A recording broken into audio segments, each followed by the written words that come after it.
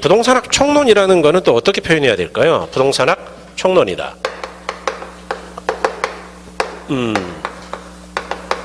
여러분 총론 그러면 아까 그냥 통으로 뭐라 그랬어요? 분석하라 그랬어요. 분석 한번 해볼까요? 논의한다.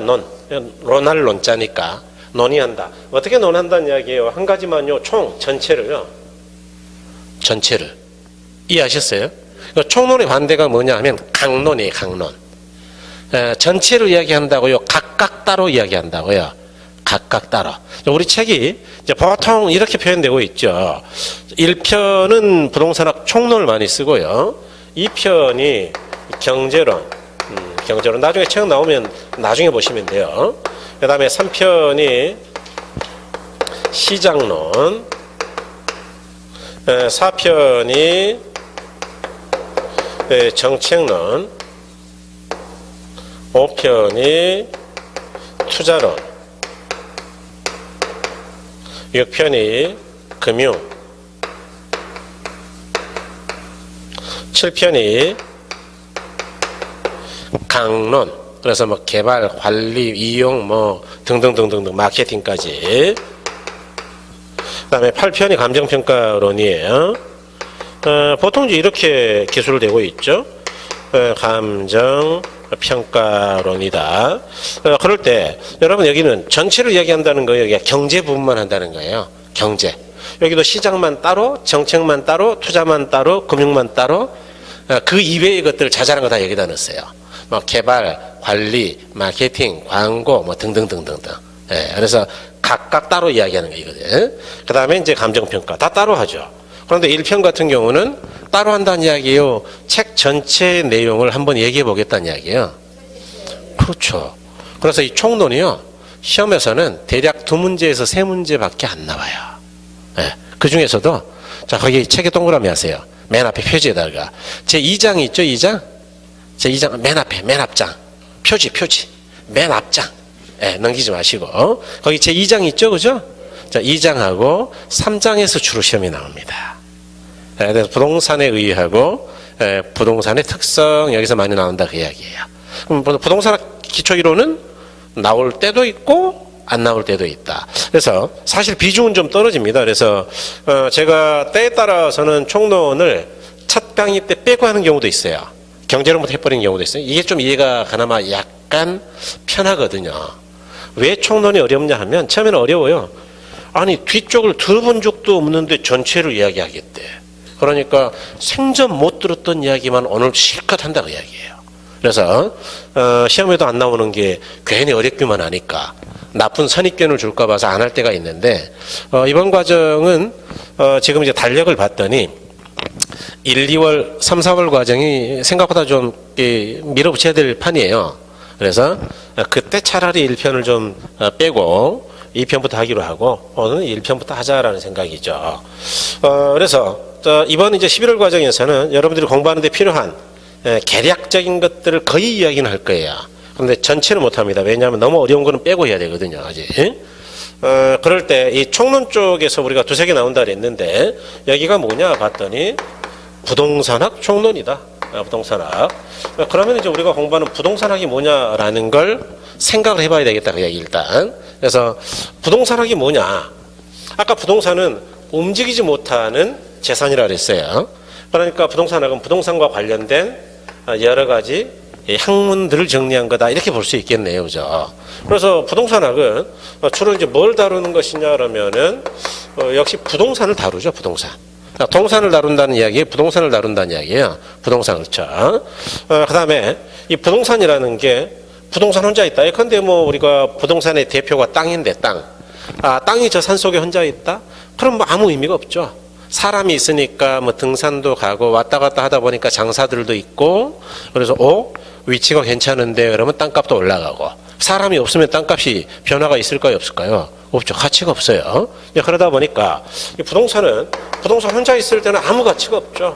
인간이 부동산에 개입하니까 가치가 나타나는 거죠. 자, 그럴 때 때로는 우리가 인간이 부동산을 개발하기도 해요. 예컨대 우리 남양주 쪽도 지금 이제 의정부 쪽까지로 해가지고 많이 계속 개발되고 있죠. 다산 신도시부터 해가지고 뭐 쭉 좀 그쪽이 어디 쪽인가? 장원 쪽인가요? 뭐 나 잘 모르겠는데 위치 정확하게 지도 좀 공부하고 와야 되는데 저 의정부 쪽으로 쭉 올라가는 쪽이 어디예요? 호평 이쪽 말고 저 안쪽. 오남이나 뭐 별내 진접 이쪽이요. 이쪽으로 막 몰라보게 커지고 있잖아요. 저는 막 깜짝 놀랐습니다. 진짜 뭔 놈의 남양주가 이렇게 커졌냐고. 옛날에는 이쪽밖에 없었잖아요. 그러니까 이와 같이 계속해서 개발이 되는 것, 이런 걸 우리가 뭐라 그러느냐, 부동산 활동이다라고 이야기해요. 즉 인간이 부동산을 대상으로 여러 가지 활동을 한다 그 이야기죠. 그런 걸 부동산 활동이라 한다. 방금 제가 말씀드린 게 이제 개발 활동이죠. 개발 활동. 그다음에 부동산 그 자체가 또 변해가는 모습을 우리 인간에게 보여주기도 하는데, 예를 들어서 건물을 새로 지었다. 그러면 건물이 30년, 40년, 50년이 지나도 계속 새거일까요? 노후화 될까요? 그런 걸 노화 현상이라 그래요. 이와 같이 부동산 그 자체가 변해가는 모습이 있는데 그런 걸 부동산 현상이라고 한다. 그럴 때 우리 부동산학은요, 연구하는 게 딱 두 가지밖에 없어요. 사실은 이 부동산 현상하고 활동을 주로 연구하는 것인데, 나중에 책에 나옵니다. 그러니까 안 쓰고 그냥 보셔도 돼요. 이런 걸 연구 대상이라고 한다. 그럴 때 그러면 우리가 부동산을 연구할 때는 어떻게 하는 것이냐. 앞으로 이제 많이 쓸 용어이니까 조금 말씀을 드리면, 여러분 우리가 예를 들어서 어떤 건물을 하나 새로 지어야 되겠다. 야, 요즘 뭐 건물 하나 잘 지으면은 평생 먹고 살 돈이 생긴다 그러더라. 개발 활동. 그래서 한번 건물 한번 지어볼까? 야, 그럴 때 어떤 생각해야 되느냐? 야, 내가 땅을 사야 되는데 이 땅은 건축물을 짓기에 충분히 단단한 땅인가? 안 따져봐야 될까요? 따져봐야 될까요? 따져. 어떤 자재를 써야 조금 돈이 덜 들어갈까? 어떤 구조로, 어떤 설계로, 이런 생각 해봐야 되겠죠. 이런 걸 기술적 측면을 고려한다라고 이야기해요. 그다음에 두 번째로, 우리가 만약 이 빌딩을 지으면 얼마 정도 받으면 될까? 가격. 앞으로 가격이 올라갈까? 피가 좀 붙을라나? 시장에 수요는 있을까? 이와 같은 건물들이 얼마나 공급이 돼 있을까? 공급이 많으면 또 가격이 안 되니까. 이런 걸 따지는 걸 우리가 경제적 측면을 연구한다 이렇게 이야기하는 거예요. 그런 거 하면은 가만히 있어봐. 남양주 시청에 들어가가지고 건축허가 해달라 그러면 해줄라나? 이런 걸 또 따져봐야 되겠죠. 그래서 이런 걸 법률적 측면을 연구한다 이렇게 이야기하는데, 이와 같이 우리가 부동산을 연구할 때는 한 가지만 본다는 이야기예요? 여러 가지를 생각한다는 이야기예요? 그렇죠. 이렇게 기술, 경제, 법제 측면을 우리가 연구하는데, 이런 걸 복합 개념이다 이렇게 불러요. 다시 단순 개념이라고요? 복합 개념이라고요? 복합 개념이다. 그래서 앞으로 이 복합 개념은 제가 아주 자주 이야기할 거고, 시험에서도 이제 다양한 방법으로 나와요. 그래서 우리가 앞으로 복합 개념이라고 이야기하면, 복합 개념, 그러면 여러분은 항상 어떻게 생각해야 되느냐? 기술적, 경제적, 법률적 세 가지 측면을 따진다 이렇게 보시면 됩니다. 조금 이따 또 할 거예요. 다음 시간에 또. 그러니까 요건 좀 우리가 이해를 해놓자. 그럴 때 아까 말씀드렸죠. 우리 책 제1장은요, 지금 하고 있는 건 부동산학이 뭐냐에 대한 이야기입니다. 부동산학 기초이론이라는 거예요. 또는 보통 부동산학의 체계라고도 하죠. 그 다음에 제2장하고 제3장은 부동산 너는 누구냐. 그래서 부동산의 개념, 분류 이런 걸 주로 2장에서 다룰 거예요. 그 다음에 제3장에서는 부동산이 가지고 있는 특성은 어떤 것이냐. 이렇게 특성이라는 건 뭘까요? 특성. 여러분 뭐 우리가 이건 다음 시간에 할 텐데 말씀드릴 텐데, 특성은 뭐예요? 부동산의 특성 그러면 이게 시험에 뭐 반드시 한 개씩 나오거든요. 특성 그러면 그냥 통으로 보라 그랬어요? 쪼개서 보라 그랬어요? 근데 이렇게요. 이렇게 쪼개야 돼요. 의도적으로. 독특한 특별한 성질. 그 이야기는 뭐예요? 부동산은 주로 동산과 비교하거든요.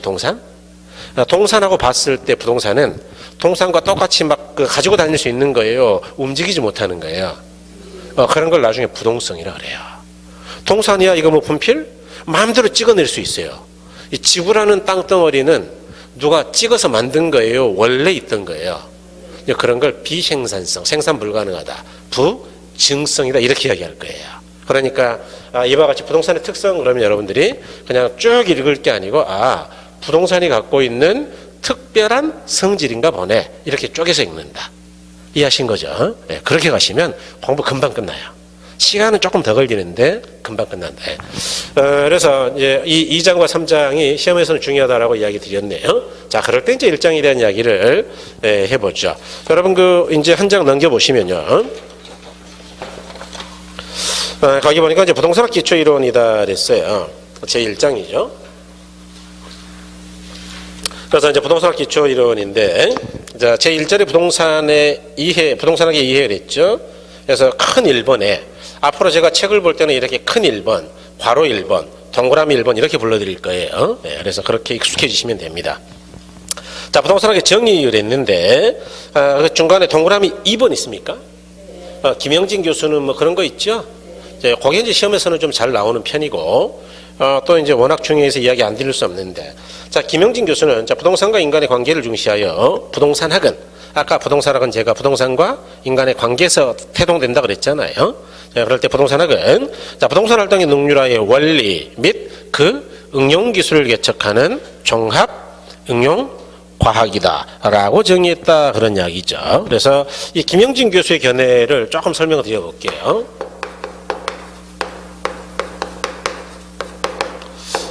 그래서 이 김영진 교수는 이분이 이제 우리나라의 부동산학을 최초로 소개하신 분이에요.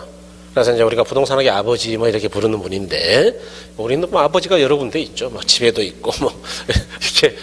그래서 이제 이분의 견해를 우리 후배들이 이제 대부분 다 따라가는 편인데, 이 후배들이 교수님한테 여쭤봤죠.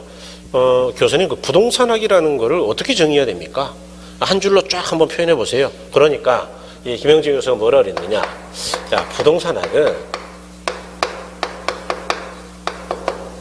부동산 활동의 능률화를 목적으로 한다 그런 이야기예요. 그래서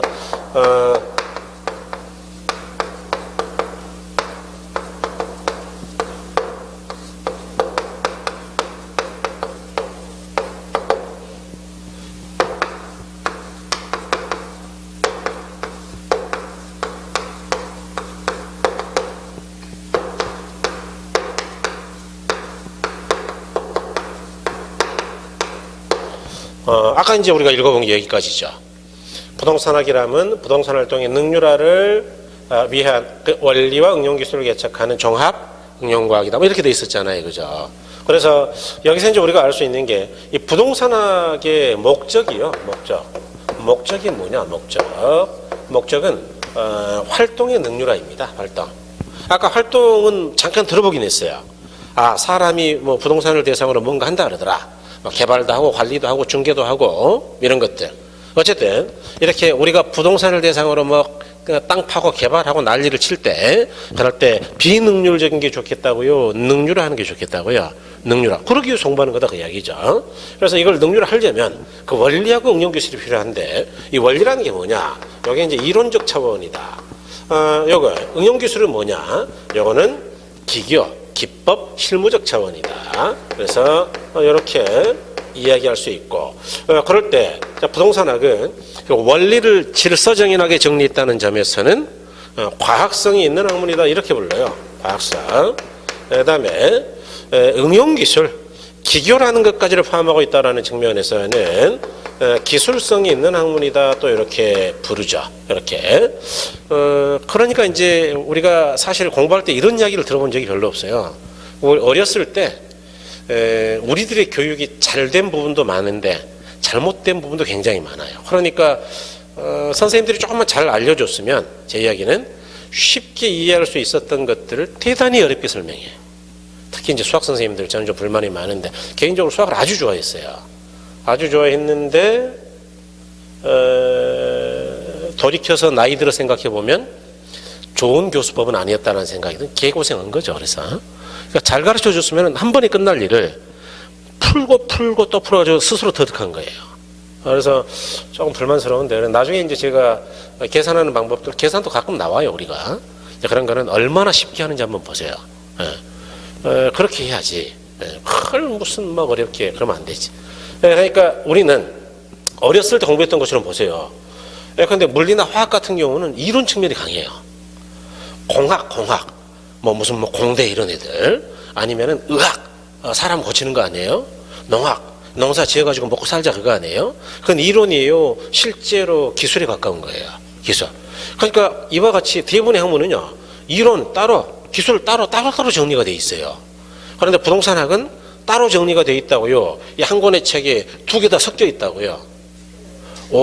굉장히 독특한데, 그래서 좀 어려운데, 그래서 부동산학을 종합과학의 성격이 있다라고 이야기하는 겁니다. 종합과학. 그러니까 단순히 한 가지만 정리했다고요. 종합과학이라고요. 종합과학. 그래서 이건 단순하지가 않다. 뭐 그런 얘기. 단순과학이 아니다. 그 다음에 부동산학은 그러면서도 순수과학이 아니에요. 순수과학. 순수하게 학문을 연구하려고 하는 게 아니고 실생활에 응용하려고 하는 것이다. 그래서 응용과학의 성격이 있다. 다시 순수과학이라고요. 아니고 응용과학의 성격이 있다고요. 응용과학이다. 자, 그런가 하면 부동산학은 그 구체적인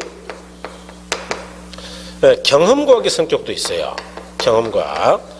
그냥 경험과학이라 줄여 써도 되는데 시험에서 구체적이라는 표현을 썼으니까 구체적 경험과학이다 이야기는 뭐냐. 부동산학은 추상적 학문이 아니에요. 추상적. 그런데 여러분이 좋아하시나 모르겠지만 흔히 요즘 많이 인기가 있는 인문학이다. 인문학. 또는 철학이다. 이런 것들은 딱 손에 잡히는 거예요. 들으면 좋긴 한데 좀 추상적이에요. 뭔가 추상적이죠. 들을 때는 굉장히 기분이 좋죠. 뿌듯하고 뭔가 이렇게 그 포만감도 느껴지고 오늘 집에 가면은 아이들에게 좀 잘해줄 것 같기도 하고. 그런데 듣고 나서는 기억나는 게 별로 없죠. 여전히 집에 오면은 야이 새끼야 그러고 이제 그렇게 되는 건데 어쨌든 간에 이제 구체적이라는 거예요. 그래서 이런 측면이 있다. 그 다음에 또 하나는 부동산학은 사회과학의 성격이 있다. 사회과학의 성격이 있다는 이야기는 뭐냐? 사회 현상을 설명한다 그 이야기예요. 그 이야기는 뭐냐 하면 자연과학이 아니고 사회과학의 성격이 있다 그런 이야기죠. 그래서 이쪽에서 이제 시험이 나온다면은 가장 잘 나오는 게 뭐냐? 잘 안 나온다 그랬습니다만 이 부분은 요거죠. 그래서 이 부분을 이제 빨간색으로 썼는데 제가 이렇게 설명만 하고 여러분 필기하세요. 그러면 필기가 되겠어요? 그래서 이제 지금 보면 굳은 결심을 했거든요. 그래서 막 필기도 하고 난립니다. 지금 입을 꽉 깨물고 지금 웃지도 않아요. 웃으면 큰일 나니 기억이 달아날까 봐서. 그래서 그러시는데 좋죠. 좋은데 제가 미리 좀 말씀드리면 필기 안 해도 혹시 눈치채셨을라나 모르겠지만 필기보다 훌륭한 나중에 강의 노트 같은 것들이 나오고 이름은 요약집이든 강의 노트든 여러 가지인데 아무튼 나오니까 필기해야 된다고요. 뚫어지게 들으면 된다고요. 들으시면 돼요. 정하고 싶으면 끄적거리면서 이렇게 기억하려고 연습하는 그건 괜찮습니다. 그래서 그러시면 된다. 자, 이제 설명드린 부분을 좀 확인해 볼게요. 여러분 22쪽이죠. 그래서 중간에 동그라미 2번인데 아까 잠깐 보셨는데요. 자, 김영진 교수는 부동산과 인간의 관계를 중시하여 부동산학은 부동산 활동의 능률화의 원리 및 경영기술을 개척하는 종합응용과학이다라고 정의하였고 미국의 알프레드 링 앤 다소 링이라는 사람하고 링과 다소라는 사람은 부동산학은 토지와 토지상에 부착되어 있거나 연결되어 있는 여러 가지 항구적 토지 계량물에 관하여 말이 조금 어렵죠. 토지 계량물은 토지를 계량한 물건이다 그 이야기예요. 이렇게 분석해야 된다 그랬어요. 그거 관련되어 있는 직업적, 물적, 법적, 금융적 재 측면을 기술하고 분석하는 학문 연구의 한 분야라고 이야기했다. 동그라미 3번은 건대의 조지현 교수의 견해인데 읽어보시면 됩니다. 읽어는 보셔야 돼요. 그래서 그렇게 보시면 되겠다. 넘어가셔서 자 이제 23쪽에 보시면 큰 2번에 부동산학의 성격이라고 있습니까? 부동산학의 성격. 그래서 그거는 좀 중요하죠. 동그라미 하나 해주시고요. 나중에 이제 별은 1월 달부터 할 거니까요. 일단 동그라미 해놓으세요. 자, 부동산학은 응용과학이다 그랬죠. 그래서 자, 부동산학은 자, 부동산 문제를 해결하기 위한 기술적 실천 방법을 제시하고 유용성을 검증할 수 있고, 다시 능률적 부동산 활동의 처방을 제시하는 응용과학이고 실천과학의 성격이 있다. 그러니까 순수과학이라고요, 응용과학이라고요. 응용과학이다. 예? 뭐 순수과학 뭐 그런 거 아니다. 그다음에 이번에 부동산학은 경험과학이다 그랬죠. 그래서 부동산은 수학이나 철학처럼 비현실적 사고방식에 중점을 둔 추상적 학문이 아니고, 추상적이 아니고, 현실적 부동산 활동을 생활하는 구체적 경험과학이다. 이렇게. 그 다음에 3번에 부동산학은 종합과학이다. 부동산학의 연구 대상이 인간, 부동산 및 활동과 현상의 광범위한 분야에 걸쳐 있기 때문에, 아까 이야기도 다 나오네, 여기. 인간과 부동산과 활동과 현상. 이해하신 거죠? 아까 뭐 말하긴 했어요. 그죠?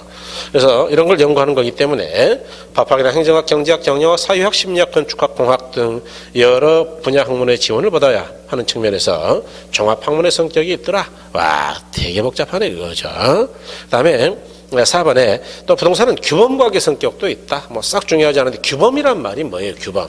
규범은 지키지 말아야 될 것들이 지켜야 될 것들이에요. 그러니까 부동산학은요, 우리가 어떤 활동을 할 때 윤리 규정이 어떤 거냐라는 걸 알아야 된다, 그 이야기예요. 예컨대 의뢰인에게 피해를 줘야 될까요? 의뢰인에게 피해를 주지 말아야 될까요? 말아야죠. 그런 걸 이제 나중에 서비스 윤리라고 이야기하는데 윤리 규정이 있다, 그런 이야기죠. 그래서 거기는 뭐 읽어보시면 되겠고, 넘어가셔서 이제 사회과학이죠. 가로 5번에 부동산학은 사회과학의 성격이 있다. 부동산학은 자연현상을 연구하는 자연과학이 아니고, 부동산학의 연구 대상은 자연물로서의 부동산이 아니라 인간과 부동산의 상호작용인 부동산 활동과 현상을 연구하는 소위 사회과학의 성격이 있다. 거기서 핵심은요, 두 번째 줄이에요. 부동산학은 자연과학이 아니고 뭐라고요? 사회과학의 성격이 있다. 이게 이제 핵심이겠죠. 그래서 그렇게 보시고요. 그 다음에 세 번째가 말이 조금 빠른 것 같은데도 여러분들이 좀 잘 알아듣는 것 같네요. 그래도 조금 느리게 할게요. 그 세 번째로 큰 3번의 부동산학의 접근 방법인데요. 요거는 이제 어려운데 시험에서는 잘 안 나와요. 그래서 그 옆에다 써놓으세요. 제목만. 뭐만 알자고? 제목만. 그래서 이게 이제 왜 시험에 잘 안 나오느냐? 뭐 그런 것도 이야기를 좀 드릴게요. 이 부동산학의 접근 방법이라는 건 부동산학에 접근하는 방법이죠. 다시 말해서 연구 방법이에요. 연구 방법은 어떻게 연구하는 게 옳은 것이냐, 뭐 그런 걸 따지는 겁니다, 이거. 여러분, 그 연구 방법에서 말하는 연구는 누가 하는 거예요? 우리 중개사분들이 부동산학을 연구하는 거예요? 저 대학의 학자들이 하는 거예요? 그러니까 시험에 안 나오지. 중개사랑 관계가 있다고 없다고요? 정확하게 말하면 10회 때 한 번 나왔죠. 꽤 오래됐네요, 그 시험. 그래서 크게 중요하진 않는데 일단 제목 정도는 알아야 돼. 나중에 제가 문제를 좀 풀 거기 때문에 그래도. 그래서 첫 번째는 뭐냐 그러면 중점식 접근법이라는 거예요. 중점식. 두 번째는 책의 순서대로 하죠. 첫 번째는 분산식 접근법이라는 거예요. 분산식. 두 번째는 중점식 접근법이다. 세 번째는 종합식 접근법이다. 일단 여러분들은 여기까지만 이름을 좀 기억해도 됩니다. 설명은 나중에 천천히 하기로 하고, 기타 이런 것도 있어요. 법, 제도적 접근법이라는 게 있고요. 그 다음에 행태과학적 접근법. 말이 좀 어려워요. 행태과학적 접근법이다. 의사, 결정론적 접근법이다. 그래서 이런 것들이 있는데, 뭐 나중에 뭐 그런 이야기를 제가 좀 드리겠죠. 우리나라 같은 경우는 이제 주로 종합식 접근법이 여기 이제 대부분의 학자들이 따른 통설이고요. 오늘날 젊은 학자들이 이제 이쪽으로 많이 가고 있습니다. 있죠. 여기 이제 경영학의 연구 방법론이 의사결정론적인데, 의사결정하는 방법을 어떻게 합리화해서 개인의 이익을 극대화할 것이냐, 뭐 그런 걸 연구하는 거예요. 그런데 요거는 또 행태과학은 심리학에서 많이 써. 심리학이라고 우리 많이 들어보셨죠? 왜 요즘 좀 이렇게 정신적으로 좀 많이 피곤하고 그러면은 정신과에 가가지고 상담 받을 수 있잖아요. 정신과는 어떨 때 가는 거예요? 완전히 돌았을 때 가는 거예요? 그게 아니고 마음이 심란하고 우울하고 이럴 때 가는 거예요? 가시는 거예요? 뭐 가면 어때요? 우리나라 사람들은 조금 어려워하는데 아무 때나 스트레스가 많고 내가 너무 힘들다 그럴 때는 가서 상담하고 소정의 상담료 드리고 오면 돼요. 그래서 이분들이 주로 많이 전공했던 게 심리학이거든요. 거기는 행태과 행동을 연구하는 거죠. 이런 것들인데 요거는 상세히 본다고요. 읽어봐도 뭐 어차피 아직은 어려우니까 일단 제목만 좀 보신다고요. 제목만 본다 그랬어요. 자, 그래도 아쉬우니까 한 가지만 좀 읽어보면 여러분 그 의사결정론은 방금 제가 이야기를 좀 드렸어요. 25쪽 한번 가보죠. 25쪽. 동그라미 6번에 의사결정 접근법이다 뭐 그런 거 있나요? 네, 그거 한번 읽어볼게요. 그건 좀 이해는 될 거예요, 대략. 의사결정 접근법은 인간은 자기 이익의 극대화를 목표로 논리적이고 합리적으로 행동하는 합리적 존재라는 가정에서 출발하는 이론으로 합리적 의사결정의 분석에 초점을 두었다. 그러니까 자신의 이윤 극대화를 위해서는 의사결정을 대충 하자고요, 합리적으로 하자고요. 그런 이야기. 그래서 그러한 방법을 연구하는 게 의사결정론적 접근법이다. 그래서 그 밑에 보면 뭐 경영학에서 뭐 발달했고 뭐 저쩌고 뭐 나올 거예요. 그래서 미국의 경영학자 로리 올포드라는 사람이 처음으로 도입한 연구방법론인데 이제 경영학에서 쓰이다가 오늘날은 부동산학 쪽으로 옮겨오고 있다 그 얘기예요. 그래서 이거는 제목만 본다 그랬으니까 제목만 보시면 됩니다. 그 다음에 이제 여러분 그 넘어가시면 부동산학에 연구 분야가 있는데 그건 뭐 나중에 하기로 하고, 자 27쪽으로 한번 가보세요. 27쪽. 부동산학의 연구 대상이다 그랬는데 부동산학의 연구 대상은 아까 제가 이미 이야기를 좀 드렸는데 여기요. 아까 부동산학의 연구 대상에서는 뭐가 있다 그랬어요?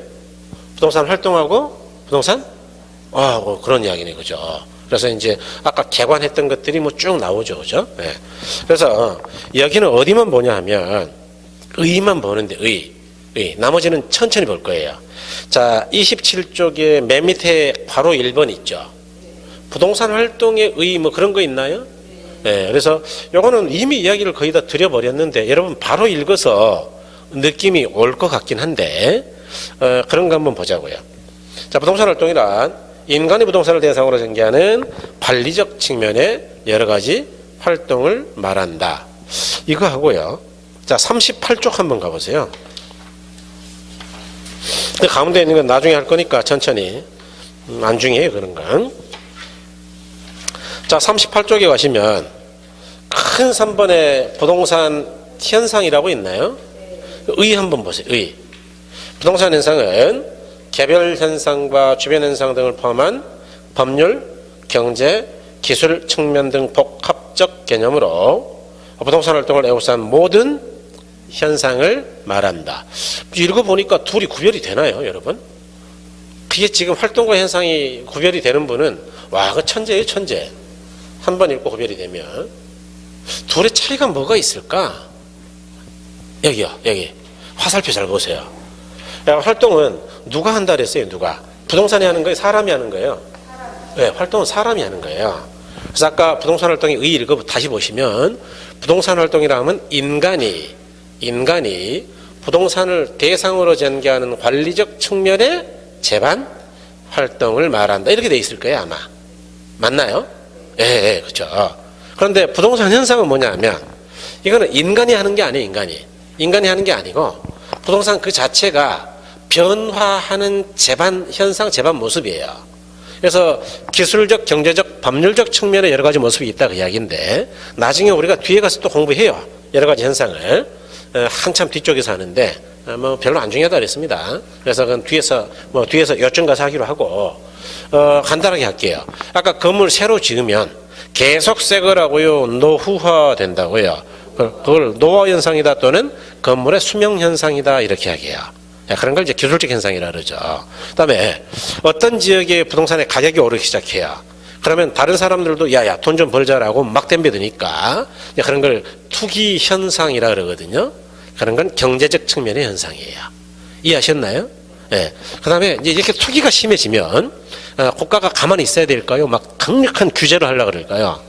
예, 그렇죠. 이제 그러기 위해서 토지라는 건 원래 국가의 것이니까 니네가 너무 막 과다한 이익을 봐서는 안 된다라고 생각하는 걸 토지 공개념이라 그러는데 토지 공개념 현상이다. 토지는 공공재에 가깝다 그 이야기예요. 인간이 뭐 만든 적 없잖아요.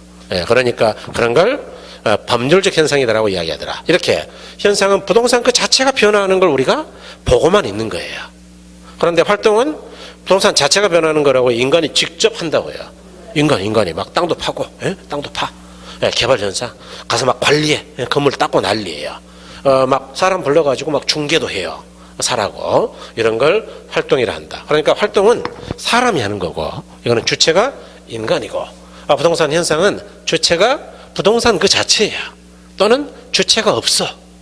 이해하신 거죠? 그러니까 변화하는 모습을 관찰만 하는 거니까. 그래서 이런 걸 이야기한다. 그래서 우리 부동산학은 사실은 대부분 활동을 기술하는 겁니다. 활동. 평가 활동, 개발 활동, 관리 활동, 마케팅 활동, 광고 활동 등등등등등. 예.